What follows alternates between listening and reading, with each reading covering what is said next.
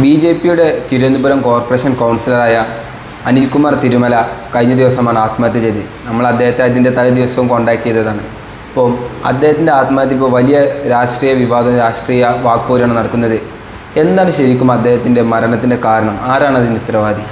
ഷിബിലി തലേ ദിവസം കോൺടാക്ട് ചെയ്തതെന്ന് പറഞ്ഞാൽ ഞാനല്ല, ഷിബിലിയാണ് അത് കോൺടാക്ട് ചെയ്തിരുന്നത്.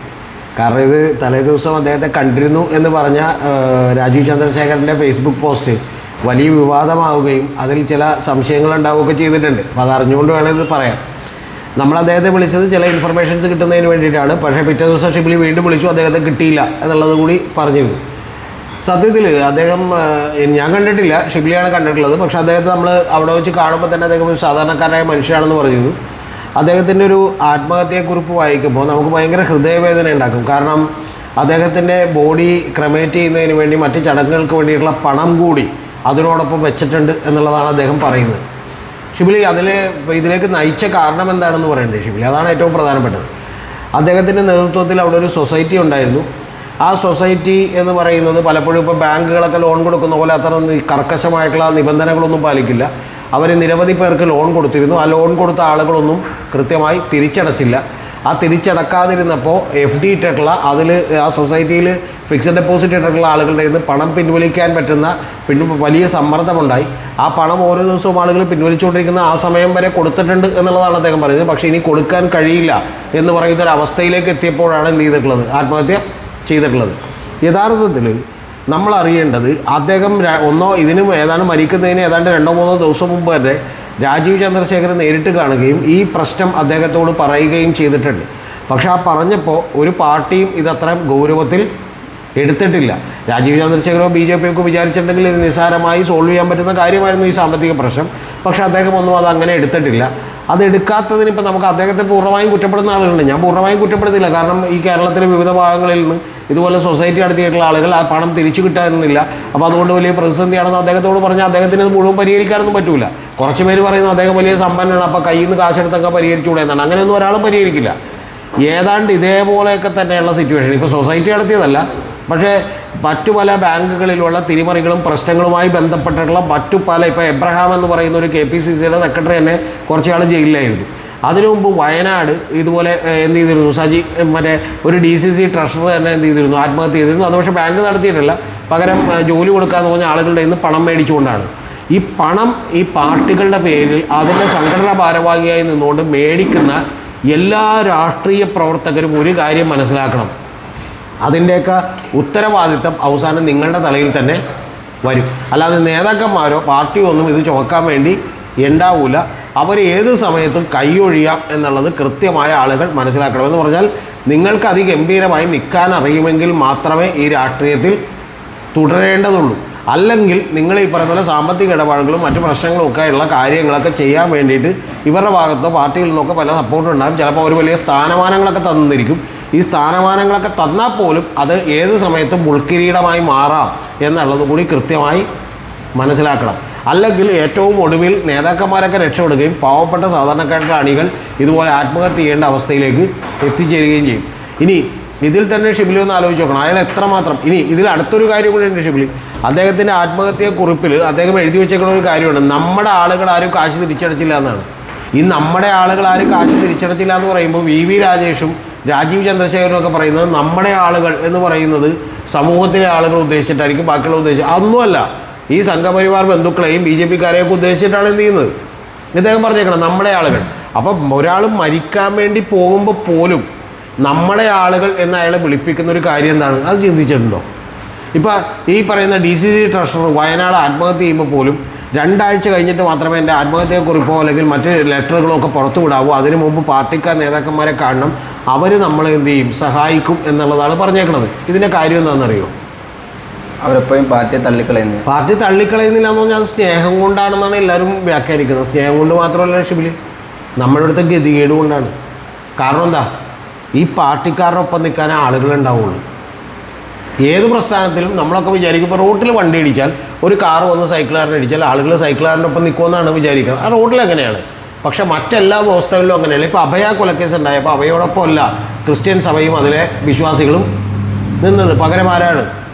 അതിലുണ്ടായിരുന്ന അച്ഛനെയും ഈ പറഞ്ഞ പോലെ കന്യാസ്ത്രീയൊക്കെ രക്ഷിച്ചെടുക്കാനാണ്, പ്രസ്ഥാനത്തുണ്ടായിരുന്ന ആളുകളെ രക്ഷിച്ചെടുക്കാനാണ് പരിശ്രമിച്ചത്. കാരണം ഇതൊക്കെ മൂടി വെക്കാൻ വേണ്ടി പരിശ്രമിക്കും. അതേപോലെ ഒരു പരിശ്രമം ഉണ്ടാവും. അപ്പം നമ്മുടെ കുടുംബം ഒരുപാട് ബുദ്ധിമുട്ടും എന്നുള്ളത് കൊണ്ടാണ് പാവപ്പെട്ട സാധാരണക്കാരായ ആളുകൾ മരണത്തിൽ പോലും സ്വന്തം പാർട്ടി സഹായിച്ചില്ല എന്ന് പറയാനുള്ള ധൈര്യം പോലും കാണിക്കാത്തത്. അത്രമാത്രം നിസ്സഹായരായിട്ടുള്ള ആളുകളായി മാറുന്നത്. ഇനി അത് കഴിഞ്ഞും ഇവിടെ ജീവിച്ചു പോകണമെങ്കിൽ എന്തെങ്കിലും തരത്തിലുള്ള സഹായം ഇവരിൽ നിന്നൊക്കെ വേണ്ടി വരും, അല്ലെങ്കിൽ അങ്ങനെയുള്ളൊരു സഹായം കിട്ടണമെങ്കിൽ എൻ്റെ ആത്മഹത്യ കൊണ്ടുപോലും എൻ്റെ കുടുംബം രക്ഷപ്പെടും എന്നുള്ളൊരു വിശ്വാസം കൊണ്ടാണ്. ഇപ്പോൾ ഇദ്ദേഹം പോലും ഇത് ആത്മഹത്യ ചെയ്ത് എന്തുകൊണ്ടാണ് ശിവലിക്കറിയോ? ചെയ്തില്ലായിരുന്നുവെങ്കിൽ ഉറപ്പായിട്ടും ഷിബിലി എന്ത് ചെയ്താലേ ഈ പണം കൊടുക്കാനുള്ള ആളുകളെല്ലാം ഇദ്ദേഹത്തിൻ്റെ പുറത്തേക്ക് വലിയ പ്രശ്നം ഉണ്ടായേക്കേനെ. മനസ്സിലായോ? പോലീസിൽ നിന്ന് വലിയ പ്രശ്നം ഉണ്ടായേനെ. അപ്പോൾ ഇപ്പോൾ ഭരണത്തിന് ശേഷം BJPയും അതുപോലെ തന്നെ രാഷ്ട്രീയ പാർട്ടികളും പോലീസ് സ്റ്റേഷനിലേക്ക് എന്ത് ചെയ്തു? ജാഥ നടത്തുന്നത് എന്തിനു വേണ്ടി? നിങ്ങൾക്ക് സഹായിക്കാൻ പാടില്ലായിരുന്നു. അപ്പോൾ ആ സമയത്തൊന്നും ആരും ഉണ്ടാവില്ല. ഒരു മനുഷ്യൻ അവനെപ്പോഴും എത്ര ആൾക്കൂട്ടത്തിനിടയിൽ നിൽക്കുമ്പോഴും ഒറ്റക്കാണ് എന്നുകൂടി മനസ്സിലാക്കിയിരിക്കുന്നത് എപ്പോഴും നല്ലതാണ്. ആ നമ്മുടെ ചെയ്തികൾ അത് അത്രത്തോളം കൃത്യമാകാനും നമ്മൾ ഈ പറഞ്ഞ പോലെ ഒരു വേറെ ആരുടെയെങ്കിലും ചട്ടുകമായിട്ടോ അല്ലെങ്കിൽ വേറെ ആരുടെയെങ്കിലും കൂടെ നമ്മൾ പ്രവർത്തിക്കുമ്പോഴൊക്കെ തന്നെ നമ്മളങ്ങോട്ട് വലുതായി എന്നൊക്കെ ചിന്തിക്കാതിരുന്നാൽ ഒരു പ്രശ്നവും ജീവിതത്തിൽ ഉണ്ടാവില്ല. അതല്ല, നമ്മളങ്ങോട്ട് വലുതായി പോയി നമുക്ക് വലിയ സ്വാധീനമുണ്ട്, നമുക്ക് അത്തരം ബന്ധങ്ങളുണ്ട് എന്നൊക്കെ പറഞ്ഞാൽ അതൊക്കെ നഷ്ടപ്പെടാൻ അധിക സമയമൊന്നും ജീവിതത്തിൽ വേണ്ട. വഴി കൂടി പോകുമ്പോൾ ഒരു തേങ്ങ വീണാൽ പോലും നമ്മൾ എന്ത് ചെയ്തു. അപ്പോൾ അത്തരം ശ്രദ്ധ പ്രത്യേകിച്ചും ആളുകൾക്ക് വേണം, രാഷ്ട്രീയത്തിൽ നിൽക്കുന്നവർക്ക് വേണം എന്നുള്ളതാണ്. ഈ കഴിഞ്ഞ സംഭവ വികാസങ്ങളെല്ലാം വയനാട് മുതൽ DCC ട്രഷറർ മുതൽ അവിടെ ഉണ്ടായിട്ടുള്ള ചില പ്രശ്നങ്ങളിൽ എബ്രഹാം എന്ന് പറയുന്ന ഒരാൾ എന്ത് ചെയ്തത്, ഈ പറയുന്ന മറ്റേ അകത്തുപോയത് മുതൽ ഈ കരുവന്നൂരിലേക്ക് വിവാദങ്ങളിൽ 5 പേര് എന്ത് ചെയ്തത് കൊല്ലപ്പെട്ടത് മുതൽ നിരവധി ആളുകളുടെ അവസ്ഥകളിൽ നമ്മൾ കാണേണ്ടത് മനുഷ്യൻ എന്ന് പറയുന്നത്, മനുഷ്യ ജീവിതം എന്ന് പറയുന്നത് ഏത് സമയത്തും എന്തും സംഭവിക്കാവുന്ന ആകസ്മികതകളിൽ പെടുന്നൊരു കാര്യമാണ്. നമ്മൾ ഒന്നിലും അഹങ്കരിക്കേണ്ടതില്ല.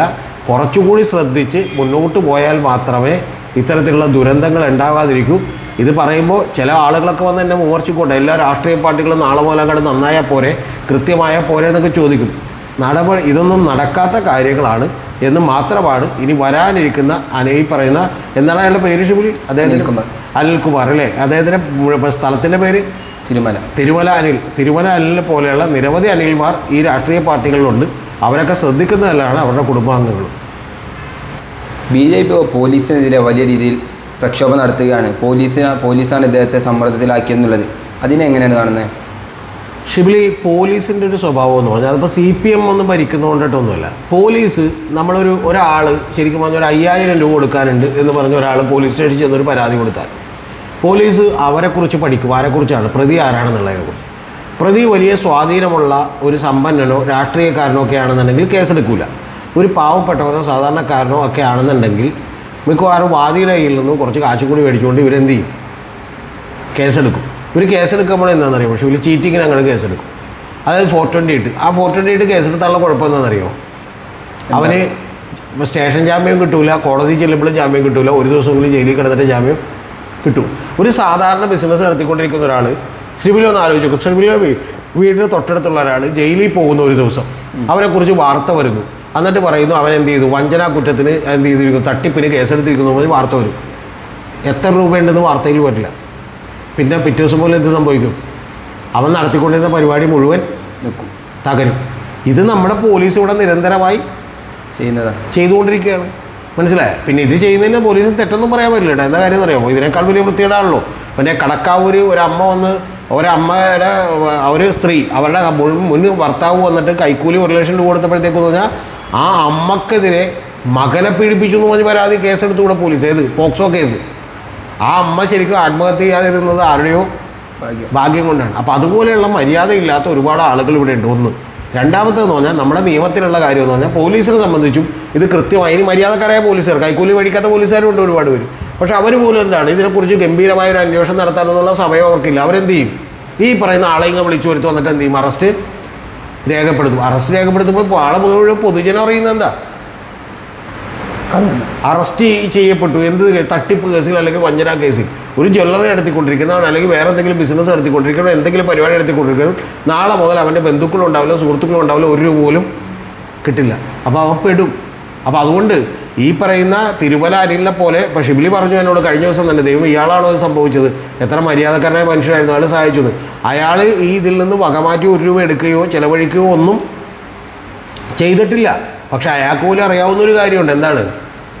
നാളെ ഇയാൾക്കെതിരെ ഒരു കേസ് വരുമ്പോഴത്തേക്കും എന്ത് ചെയ്യും?